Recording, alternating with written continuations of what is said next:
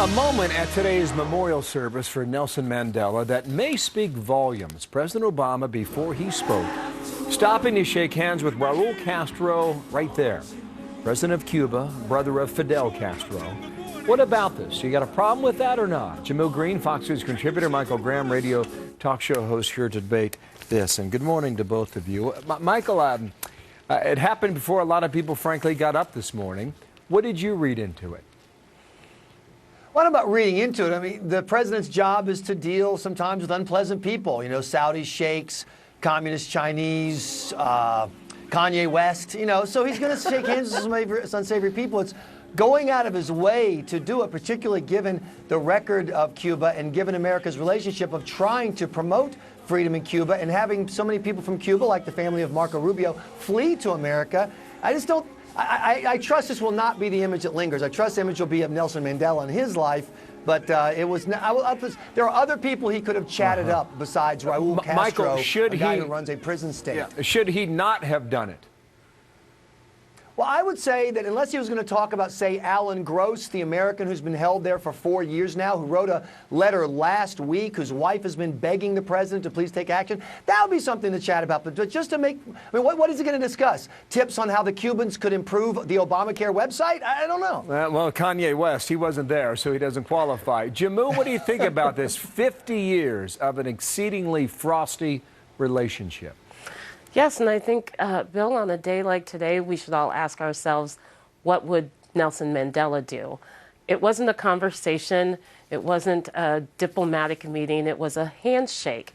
And at the celebration of a man whose entire life was focused on bringing people together who disagreed on very big issues, I think a handshake is the type of world we want to live in.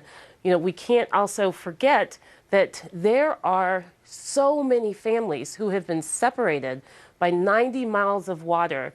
It is not... It's very true. And a lot of those families that would tell you that it was the Castros who separated them.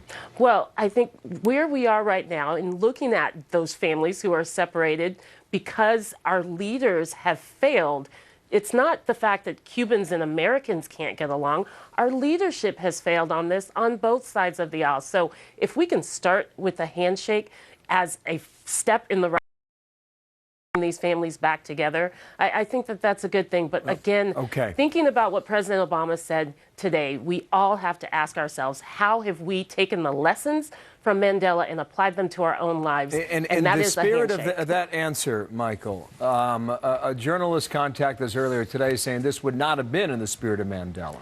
It would have been disrespectful to Mandela. Would it have been? Well, I mean, the problem with the comparison is who is the Mandela in this story? The Mandelas are the political prisoners being held in Cuba right now. The Mandelas are the people who are suffering, according to Human Rights Watch, which is not a conservative group at all, beatings, exile, incarceration, all at the hands of the Cuban regime, which allows virtually no freedom and virtually no dissent. So we've got, that's where the analogy falls apart. Castro is the prison guard. He's not the Mandela. Jamil, I'll give you the final word on this. I think, Bill, we have to remember when Mandela came out of prison after 27 years and became the first black president of South Africa, he invited his prison guard to sit in the front row of his inauguration. And that is the spirit of Nelson Mandela that I think President Obama was representing. He didn't have a long, drawn-out conversation. He shook the man's hand.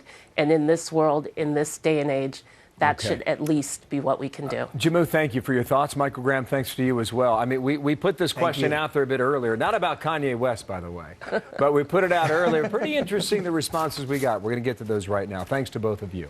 Martha has that. Interesting conversation. So, yes, what do you think? We asked that. Should the president have shaken hands with Raul Castro?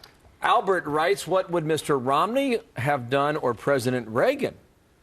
And Dottie says, just look at his body language, referring to the president. He was just working the rope line, had no idea who he was, according to Dottie. Charles tweets, old saying, keep your friends close and your enemies closer. A handshake is meaningless. And finally, Scott says, if you're trying to open the way to better relationships to promote a better life for Cubans, yes. Oh.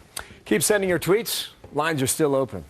Well, they'll be open all day, won't they? Right? Exactly. Yeah. We're open all day. At Bill Hemmer and at Martha McCallum, and we will get to those again a bit